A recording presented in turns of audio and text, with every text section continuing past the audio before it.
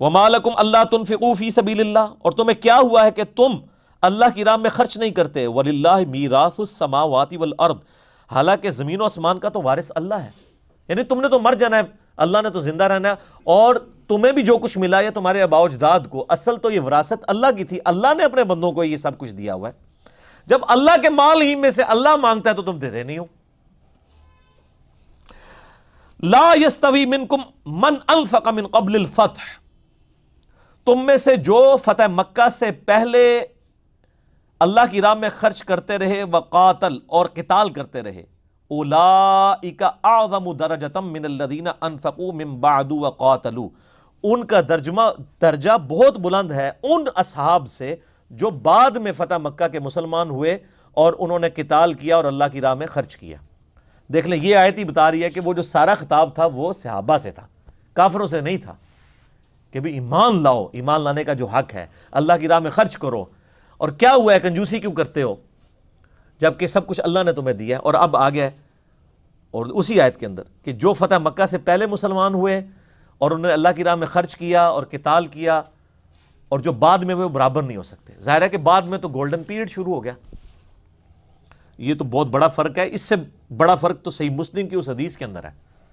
International number کے مطابق 6488. ایک دفعہ عبد الرحمن بن عوف رضی اللہ تعالیٰ عنہ اور حضرت خالد ابن ولید رضی اللہ تعالیٰ عنہ کا جھگڑا ہوا، تو جذبات میں آ کے خالد ابن ولید نے عبد الرحمن بن عوف کو گالیاں دی. تو نبی علیہ السلام تک شکایت پہنچی. آپ نے حضرت خالد ابن ولید کو بلا کے ڈانٹا اور فرمایا کہ تو میرے صحابہ کو برا مت کہہ. حالانکہ خالد ابن ولید بھی صحابی تھے، لیکن ان کو آپ صلی اللہ علیہ وسلم نے صحابی نہیں کہا، اس لیے کہ وہ قانوناً ضرور صحابی تھے، لیکن وہ اس وقت میں صحابی ہوئے جب اسلام کا گولڈن پیریڈ شروع ہو گیا. اور خالد ابن ولید اگرچہ فتح مکہ سے پہلے مسلمان ہوئے لیکن وہ صلح حدیبیہ کے بعد مسلمان ہوئے تھے. صلح حدیبیہ کے بعد تو مسلمانوں کا گراف اوپر ہی جا رہا تھا. جس نے اسلام قبول نہیں کرنا تھا نا، اس نے آج رضی اللہ عنہ نہیں ہونا تھا. پھر تو حضرت عمر بن عاص، خالد ابن ولید، ان لوگوں نے پھر دیکھا کہ جب پلڑا اس طرف جا رہے، بڑے سمجھدار لوگ تھے، ان کو پتہ چل گیا کہ اب اسلام کے غلبہ ہے. تو حالانکہ نبی علیہ السلام کی دعوت کو 19 سال گزر چکے تھے، ان لوگوں نے ایمان قبول نہیں کیا.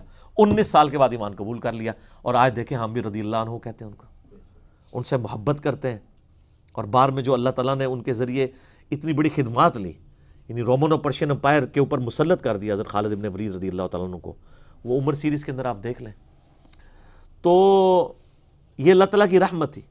یعنی یہ بھی فرق موجود ہے کہ، اور پھر آپ نے اس وقت فرمایا تھا کہ خالد اگر اب تم احد پہاڑ کے برابر سونا بھی خیرات کر دو نا، تو میرے اصحاب میں سے جس نے ایک مد گندم خیرات کی ہے نا 600 گرام، اس کے آدھ کو بھی نہیں، یعنی 300 گرام کو بھی، ایک پاؤں گندم کے برابر بھی نہیں پہنچ سکتے تم اگر احد پہاڑ کے برابر بھی سونا خیرات کر دو.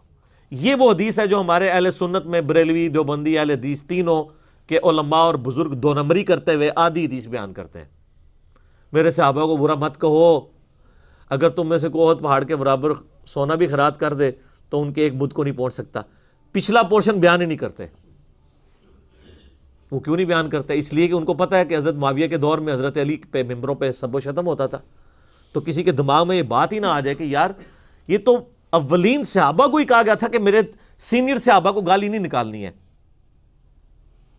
کہ خالد ابن ولید جو فتح مکہ سے پہلے مسلمان ہوئے ہیں، ان کی گالی عبد الرحمن بن عوف کے حق میں برداشت نہیں ہو رہی. تو جو معافی مانگ کے طلقاء ہیں فتح مکہ پہ مسلمان ہوئے ہیں، حضرت معاویہ اور ابو سفیان رضی اللہ عنہما، وہ اگر مولا علی پر لعنت کروائیں تو آپ امیجن کر سکتے ہیں عبد الرحمن بن عوف کا کیا مرتبہ ہے حضرت علی کے مقابلے پہ. تو انہوں نے آدھی حدیث میرے سے، اور پھر ہمیں سنا رہے ہوتے ہیں اوہ اپنے بابیاں نو سناؤ.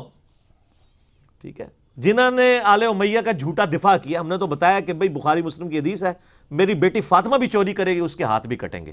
آج جو لوگ صحابہ پر لعنت کر رہے ہیں نا، ان سے بڑے مجرم وہ لوگ ہیں جنہوں نے حضرت علی پہ اپنے دور کے اندر لعنت کروائی ہے، کیونکہ ان کو تو نبی کی صحبت بھی ملی تھی. آج تو 1400 سال گزر چکے ہیں.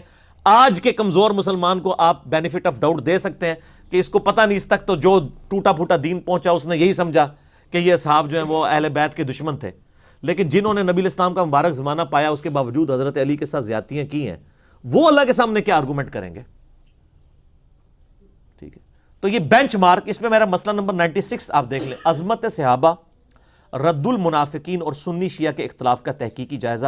میں نے ڈیٹیل سے پھر اس کے اوپر ڈسکشن کی ہے، اور اس حدیث کے اوپر بھی جو بخاری مسلم دونوں میں ہے کہ قیامت الدن میرے حوض کوثر پہ کچھ میرے صحابہ لائے جائیں گے، میں ان کو پہچانتا ہوں گا، جب میں حوض کوثر سے پلانے لگوں گا تو فرشتے ان کے اور میرے درمیان آڑ کھڑی کر دیں گے اور کہیں گے اے اللہ کے نبی، آپ کی وفات کے بعد انہوں نے دین کو بدل دیا تھا اور دین سے الٹے قدم پھر گئے تھے، اور میں کہوں گا اصحابی اصحابی، یہ تو میرے صحابہ ہیں۔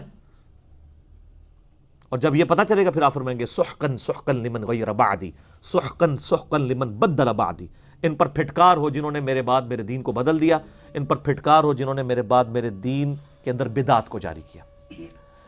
یہ حدیث بخاری اور مسلم دونوں میں ہے، اور عبداللہ ابن ابی ملیکہ تابعی جب یہ حدیث بیان کیا کرتے تھے نا تو اینڈ پہ دعا کیا کرتے تھے، بخاری مسلم کے الفاظ ہیں، اے اللہ ہم تجھ سے دعا کرتے ہیں کہ تیرے نبی کی وفات کے بعد ان کے دین سے الٹے قدم نہ پھریں، اور ہم بھی دعا کرتے ہیں کہ اے اللہ اللہم من احییتہ منا فاحیہ علی الاسلام ومن توفیتہ منا فتوفہ علی الایمان، آمین۔ وَكُلًّا وَعَدَ اللَّهُ الْحُسْنَى، لیکن نبی کی صحبت کی برکت سے الٹیمیٹلی اللہ تعالیٰ نے سب کے ساتھ اچھا وعدہ کیا ہوا ہے، یعنی نبی علیہ السلام کے اوپر جو اصحاب چاہے بالکل اینڈ پہ بھی ایمان لے کر آئے، بشرطے کہ وہ مرتے دم تک ایمان پر قائم رہے، ان کی کمزوریوں سے اللہ تعالیٰ درگزر فرما کے الٹیمیٹلی ان کے لیے اچھا انجام کرے گا، جنت والا۔ اور یہ صرف صحابہ کی خصوصیت نہیں ہے، بلکہ پوری امت میں جس نے بھی مرتے دم تک ایمان پر قائم رہا اس کے لیے اچھا وعدہ ہے۔ میری یہ پچھلے دنوں وہ کلپ بھی چڑھ چکا ہے حدیث بطاقہ کے اوپر، جو جامعہ ترمذی میں حدیث ہے کہ ایک بندے کے 99 دفاتر کھولے جائیں گے گناہوں کے، ٹھیک ہے، اور وہ پریشان ہو جائے گا، اللہ تعالیٰ ایک ایک گناہ گنوائے گا اس کا، اور وہ کسی کا بھی انکار نہیں کرے گا۔ اور دوسری طرف ایک پرچی ہوگی جس پہ لکھا ہوگا اشہد ان لا الہ الا اللہ واشہد ان محمدا عبدہ ورسولہ، تو اللہ تعالیٰ کہے گا اس کا ذرا نامہ مال تولو، وہ کہے گا یا اللہ یہ پرچی کیا کرے گی؟ اللہ تعالیٰ فرمائے گا دیکھو نا کیا کرتی ہے پرچی۔ اللہ کے نام سے کوئی بھاری ہو سکتا ہے؟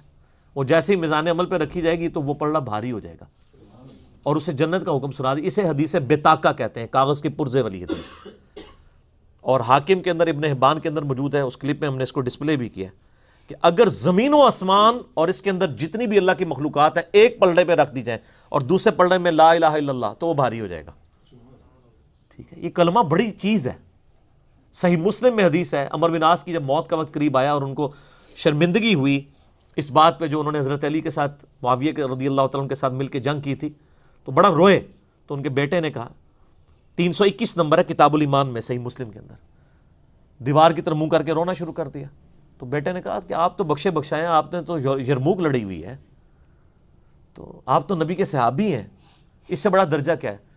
تو یہ بڑی رکت انگیز حدیث ہے، میرا یوٹیوب پہ ایک کلپ بھی ہے، عمر بن عاص کی موت کے وقت گفتگو، سر وہ اشک بار آنکھوں سے پڑھنے والی گفتگو ہے، میں نے کربلا والے ریسرچ پیپر میں بھی ڈالی ہے۔ تو اس میں ایک الفاظ یہ ہے کہ وہ کہتے ہیں کہ صحابی ہونا کوئی بڑی فضیلت نہیں ہے، اصل فضیلت ہے لا الہ الا اللہ محمد رسول اللہ کا اقرار کرنا، ہم اس سے بڑی فضیلت کسی کو نہیں مانتے۔ یعنی وہ صحابی ہونے کو بھی دوسرے، ظاہر صحابی وہی ہوگا نا جو کلمہ پڑھے، بڑی فضیلت یعنی اب میں اگر آپ سے پوچھوں کہ بڑی فضیلت جو ہے وہ آپ کے لیے مسلمان ہونا ہے یا نبی علیہ السلام کا امتی ہونا ہے؟ مسلمان ہونا، ورنہ امتی تو جارج بش بھی ہے، مر گئے، اور ٹرمپ بھی ہے، امت دعوت تو ہے نا، یہ امتی ہونا تو کوئی فضیلت نہیں ہے جب تک آپ کلمہ پڑھ کے اقرار نہ کر لیں، تو یہ بڑی فضیلت ہے۔